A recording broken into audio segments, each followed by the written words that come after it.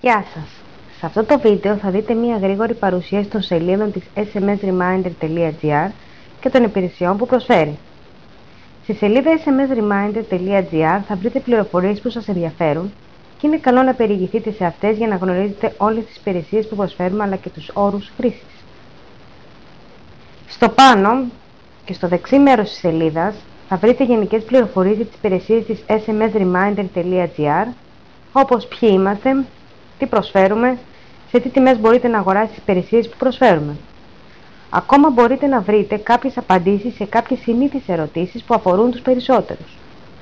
Αν αυτές οι απαντήσεις δεν σας καλύπτουν ή χρειάζεστε κάτι άλλο, πιο εξειδικευμένο, μπορείτε να μας αποστείλετε email σε ένα από τα τρία τμήματα: info@smsreminder.gr, support@smsreminder.gr, sales@smsreminder.gr, έτσι ώστε ένας εκ των εξειδικευμένων στελεχών της εταιρείας μας να σας απαντήσει όσο το δυνατό πιο γρήγορα.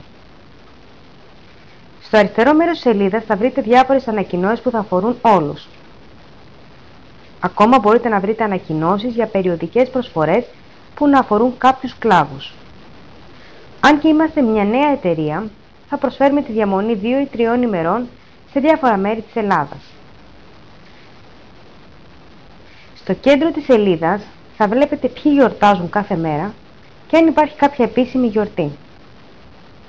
Στο κάτω μέρος της σελίδας θα βρείτε πληροφορίες για τους όρους χρήσης, για την προστασία προσωπικών δεδομένων και για τους τρόπους πληρωμής για όσους θέλουν να κάνουν χρήση των υπηρεσιών της smsreminder.gr. Για όσους συμφωνούν με τους όρους χρήσης των υπηρεσιών της smsreminder.gr, μπορούν να γραφτούν κάνοντας κλικ στο κουμπί «Εγγραφείτε τώρα» που βρίσκεται στο πάνω μέρος της σελίδας. Στη σελίδα που εμφανίζεται πρέπει να επιλέξετε να εγγραφείτε στην ανάλογη φόρμα αν είστε εταιρεία ή στην αντίστοιχη αν είστε ιδιώτης. Σε αυτές τις φόρμες κάποια πεδία είναι υποχρεωτικά και κάποια άλλα προαιρετικά. Στη φόρμα εγγραφής μπορείτε να προσθέσετε και μία φωτογραφία σας ή το λογότυπο της εταιρείας σας.